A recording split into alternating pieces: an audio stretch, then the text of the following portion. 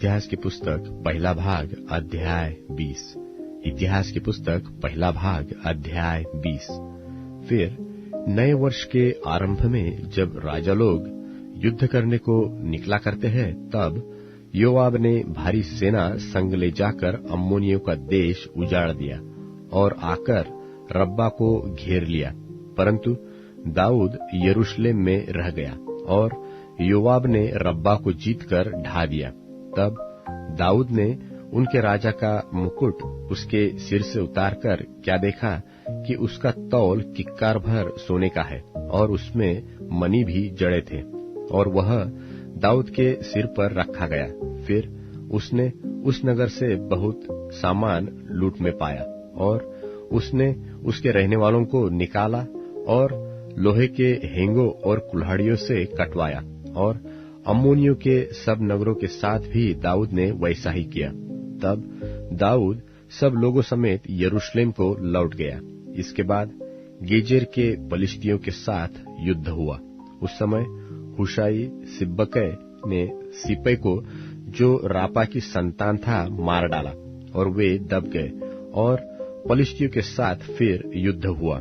उसमें याईर के पुत्र एल्हानान ने गती गोलियत के भाई लहमी को मार डाला, जिसके बर्छे की छड़ जुलाहे की डोंगी के समान थी।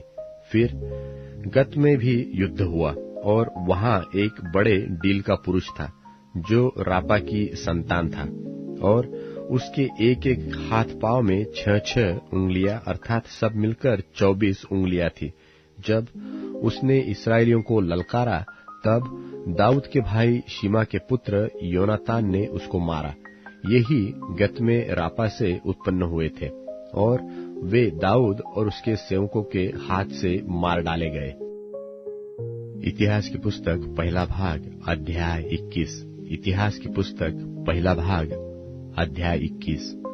दाऊद का अपनी प्रजा की गिनती लेना और इस पाप के दंड और पाप मोचन के द्वारा मंदिर का स्थान ठहराया जाना। और शैतान ने इसराइल के विरुद्ध उठकर दाऊद को उस्काया कि इसराइलियों की गिनती ले। तब दाऊद ने योआब और प्रजा के हाकिमों से कहा, तुम जाकर बरशेबा से ले दान तक के इसराइल की गिनती लेकर मुझे बताओ कि मैं जान लूं कि वे कितने हैं। योआब ने कहा, यहोवा की प्रजा के कितने ही क्यों न हो, वह उसको 100 गुना बढ़ा दे। परंतु हे मेरे प्रभु, हे राजा, क्या वे सब राजा के अधीन नहीं है? मेरा प्रभु ऐसी बात क्यों चाहता है? वह इसराइल पर दोष लगने का कारण क्यों बने? तो भी राजा की आज्ञा योआब पर प्रबल हुई।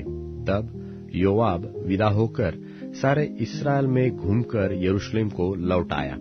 तब योआब ने प्रजा की गिनती का जोड़ दाऊद को सुनाया, और सब तलवारिये पुरुष इसराइल के तो 11 लाख और यहूदा के 4,70,000 ठहरे।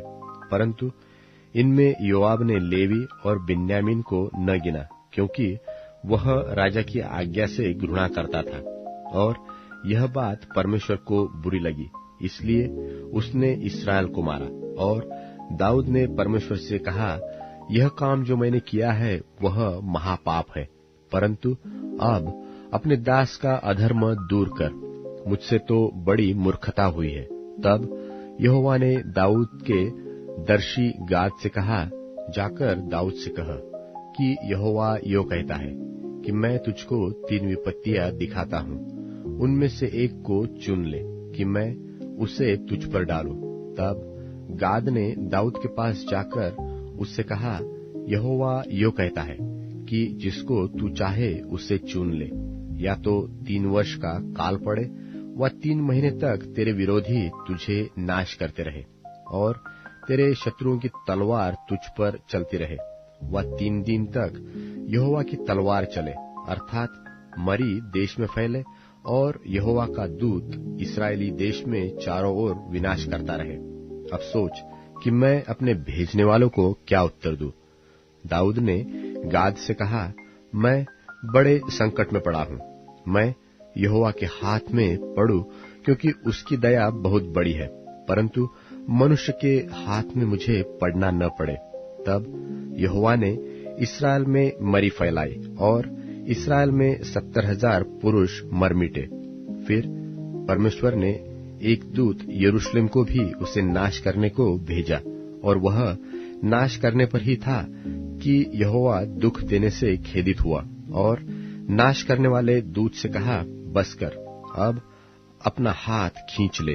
और यहोवा का दूत यबूसी ओर्नान के खलिहान के पास खड़ा था, और दाऊद ने आंखें उठाकर देखा कि यहोवा का दूत हाथ में खींची हुई और यरूशलेम के ऊपर बढ़ाई हुई एक तलवार लिए हुए आकाश के बीच खड़ा है। तब दाऊद और पुरनिये टाट पहने हुए मुंह के बल गिरे। तब दाऊद ने परमेश्वर से कहा, जिसने प्रजा की गिनती लेने की आज्ञा दी थी, वह क्या मैं नहीं हूं? हाँ, जिसने पाप किया और बहुत बुराई की है, वह तो मैं ही हूं। परंतु इन भेड़ बकरियों ने क्या किया है? इसलिए हे मेरे परमेश्वर यहोवा, तेरा हाथ मेरे पिता के घराने के विरुद्ध हो, परंतु तेरी प्रजा के विरुद्ध न हो कि वे मारे जाए। तब यहोवा के दूत ने गाद को दाऊद से यह कहने की आज्ञा दी कि दाऊद चढ़कर यबूसी ओर्नान के खलिहान में यहोवा की एक वेदी बनाए। गाद के इस वचन के अनुसार जो उसने यहोवा के नाम से कहा था, दाऊद चढ़ गया। तब ओर्नान ने पीछे फिर के दूत को देखा और उसके चारों बेटे जो उसके संग थे छिप गए। ओर्नान तो गेहूं दावता था। जब दाऊद ओर्नान के पास आया, तब ओर्नान ने दृष्टि करके दाऊद को देखा और खलिहान से बाहर जाकर भूमि तक झुककर दाऊद को दंडवत किया। तब दाऊद ने ओर्नान से कहा, इस खलिहान का स्थान मुझे दे दे कि मैं इस पर यहोवा की एक वेदी बनाऊं। उसका पूरा दाम लेकर उसे मुझको दे दे, फिर यह विपत्ति प्रजा पर से दूर की जाए। ओर्नान ने दाऊद से कहा, इसे ले ले और मेरे प्रभु राजा को जो कुछ भाए वह वही करे।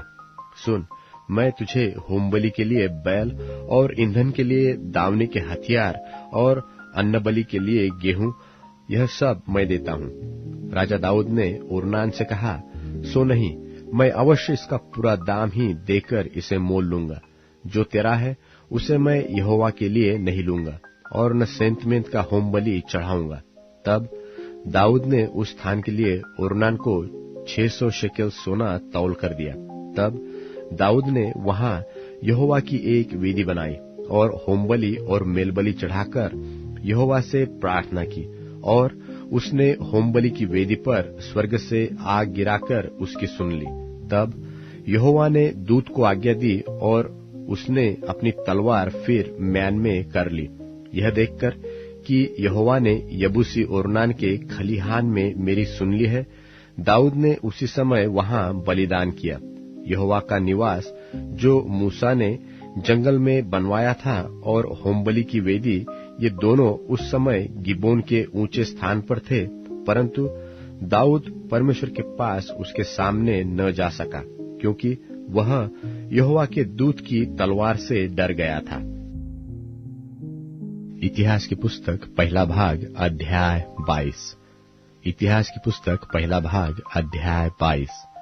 तब दाऊद कहने लगा, यहोवा परमेश्वर का भवन यही है और इस्राएल के लिए होमबलि की वेदी यही है। मंदिर के बनाने की तैयारी और उसमें की भांति भांति की उपासना और उपासकों का प्रबंध। तब दाऊद ने इस्राएल के देश में जो परदेशी थे उनको इकट्ठा करने की आज्ञा दी और परमेश्वर का भवन बनाने को पत्थर गढ़ने के लिए राज ठहरा दिया। फिर दाऊद ने फाटकों के किवाड़ों की कीलों और जोड़ों के लिए बहुत सा लोहा और तौल से बाहर बहुत पीतल और गिनती से बाहर देवदार के पेड़ इकट्ठे किए, क्योंकि सिदोन और सोर के लोग दाऊद के पास बहुत से देवदार के पेड़ लाए थे। और दाऊद ने कहा, मेरा पुत्र सुलेमान सुकुमार और लड़का है, और जो भवन यहोवा के लिए बनाना है उसे अत्यंत तेजोमय और सब देशों में प्रसिद्ध और शोभायमान होना चाहिए, इसलिए मैं उसके लिए तैयारी करूंगा। सो दाऊद ने मरने से पहले बहुत तैयारी की। फिर उसने अपने पुत्र सुलेमान को बुलवाकर इस्राएल के परमेश्वर यहोवा के लिए भवन बनाने की आज्ञा दी।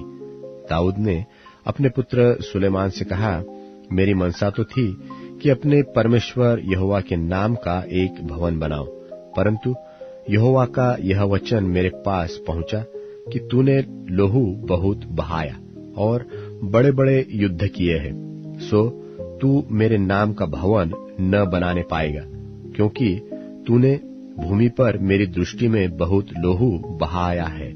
देख, तुझसे एक पुत्र उत्पन्न होगा जो शांत पुरुष होगा, और मैं उसको चारों ओर के शत्रुओं से शांति दूंगा। उसका नाम तो सुलेमान होगा, और उसके दिनों में मैं इस्राएल को शांति और चैन दूंगा।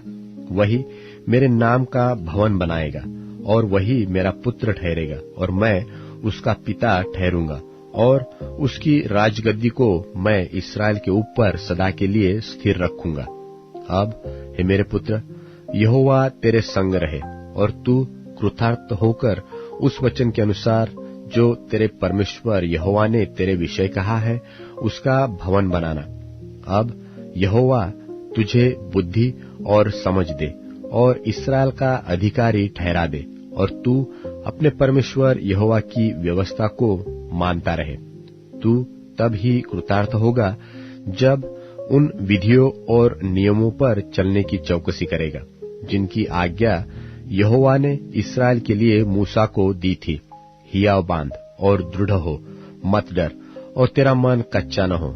सुन, मैंने अपने क्लेश के समय यहोवा के भवन के लिए 1,00,000 किक्कार सोना और 10,00,000 किक्कार चांदी और पीतल और लोहा इतना इकट्ठा किया है कि बहुतायत के कारण तौल से बाहर है, और लकड़ी और पत्थर मैंने इकट्ठे किए हैं, और तू उनको बढ़ा सकेगा। और तेरे पास बहुत कारीगर है, अर्थात पत्थर और लकड़ी के काटने और गढ़ने वाले, वरन सब भांति के काम के लिए सब प्रकार के प्रवीण पुरुष है।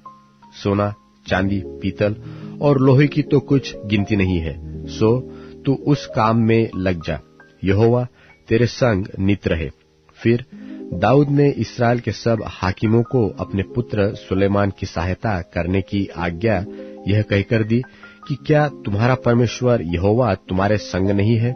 क्या उसने तुम्हें चारों ओर से विश्राम नहीं दिया? उसने तो देश के निवासियों को मेरे वश में कर दिया है, और देश यहोवा और उसकी प्रजा के सामने दबा हुआ है। अब तन मन से अपने परमेश्वर यहोवा के पास जाया करो, और जी लगाकर यहोवा परमेश्वर का पवित्र स्थान बनाना, कि तुम यहोवा की वाचा का संदूक और परमेश्वर के पवित्र पात्र उस भवन में लाओ जो यहोवा के नाम का बनने वाला है। रोमियों के नाम पौलुस प्रेरित की पत्री 3 अध्याय। सो यहूदी की क्या बड़ाई या खतने का क्या लाभ? हर प्रकार से बहुत कुछ। पहले तो यह कि परमेश्वर के वचन उनको सौंपे गए। यदि कितने विश्वासघाती निकले भी तो क्या हुआ? क्या उनके विश्वासघाती होने से परमेश्वर की सच्चाई व्यर्थ ठहरेगी? कदापि नहीं, वरन परमेश्वर सच्चा और हर एक मनुष्य झूठा ठहरे, जैसा लिखा है कि जिससे तू अपनी बातों में धर्मी ठहरे और न्याय करते समय तू जय पाए। सो यदि हमारा अधर्म परमेश्वर की धार्मिकता ठहरा देता है तो हम क्या कहें? क्या यह है कि परमेश्वर जो क्रोध करता है अन्यायी है? यह तो मैं मनुष्य की रीति पर कहता हूँ, कदापि नहीं। नहीं तो परमेश्वर क्यों कर जगत का न्याय करेगा? यदि मेरे झूठ के कारण परमेश्वर की सच्चाई उसकी महिमा के लिए अधिक करके प्रकट हुई, तो फिर क्यों पापी की नाई में दंड के योग्य ठहराया जाता हूँ? और हम क्यों बुराई न करें कि भलाई निकले, जब हम पर यही दोष लगाया भी जाता है? और कितने कहते हैं कि इनका यही कहना है, परंतु ऐसों का दोषी ठहराना ठीक है। तो फिर क्या हुआ? क्या हम उनसे अच्छे हैं? कभी नहीं, क्योंकि हम यहूदियों और यूनानियों दोनों पर यह दोष लगा चुके हैं कि वे सब के सब पाप के वश में हैं। जैसा लिखा है कि कोई धर्मी नहीं, एक भी नहीं, कोई समझदार नहीं, कोई परमेश्वर का खोजने वाला नहीं। सब भटक गए हैं, सब के सब निकम्मे बन गए, कोई भलाई करने वाला नहीं, एक भी नहीं। उनका गला खुली हुई कब्र है। उन्होंने अपनी जीभों से छल किया है, उनके होठों में सांपों का विष है और उनका मुंह श्राप और कड़वाहट से भरा है। उनके पांव लोहू बहाने को फुर्तीले हैं, उनके मार्गों में नाश और क्लेश है। उन्होंने कुशल का मार्ग नहीं जाना, उनकी आंखों के सामने परमेश्वर का भय नहीं। हम जानते हैं कि व्यवस्था जो कुछ कहती है उन्हीं से कहती है जो व्यवस्था के अधीन है, इसलिए कि हर एक मुंह बंद किया जाए और सारा संसार परमेश्वर के दंड के योग्य ठहरे, क्योंकि व्यवस्था के कामों से कोई प्राणी उसके सामने धर्मी नहीं ठहरेगा, इसलिए कि व्यवस्था के द्वारा पाप की पहचान होती है। पर अब बिना व्यवस्था परमेश्वर की वह धार्मिकता प्रकट हुई है जिसकी गवाही व्यवस्था और भविष्यद्वक्ता देते हैं, अर्थात परमेश्वर की वह धार्मिकता जो यीशु मसीह पर विश्वास करने से सब विश्वास करने वालों के लिए है, क्योंकि कुछ भेद नहीं, इसलिए कि सबने पाप किया है और परमेश्वर की महिमा से रहित हैं, परंतु उसके अनुग्रह से उस छुटकारे के द्वारा जो मसीह यीशु में है सेत मेत धर्मी ठहराए जाते हैं। उसे परमेश्वर ने उसके लोहू के कारण एक ऐसा प्रायश्चित ठहराया जो विश्वास करने से कार्यकारी होता है, कि जो पाप पहले किए गए और जिनकी परमेश्वर ने अपनी सहनशीलता से आनाकानी की, उनके विषय में वह अपनी धार्मिकता प्रकट करे, वरन इसी समय उसकी धार्मिकता प्रकट हो कि जिससे वह आप ही धर्मी ठहरे और जो यीशु पर विश्वास करे उसका भी धर्मी ठहराने वाला हो। तो घमंड करना कहाँ रहा, उसकी तो जगह ही नहीं। कौन सी व्यवस्था के कारण से? क्या कर्मों की व्यवस्था से? नहीं, वरन विश्वास की व्यवस्था के कारण। इसलिए हम इस परिणाम पर पहुंचते हैं कि मनुष्य व्यवस्था के कामों के बिना विश्वास के द्वारा धर्मी ठहरता है। क्या परमेश्वर केवल यहूदियों ही का है? क्या अन्य जातियों का नहीं? हाँ, अन्य जातियों का भी है, क्योंकि एक ही परमेश्वर है जो खतना वालों को विश्वास से और खतना रहितों को भी विश्वास के द्वारा धर्मी ठहराएगा। तो क्या हम व्यवस्था को विश्वास के द्वारा व्यर्थ ठहराते हैं? कदापि नहीं, वरन व्यवस्था को स्थिर करते हैं।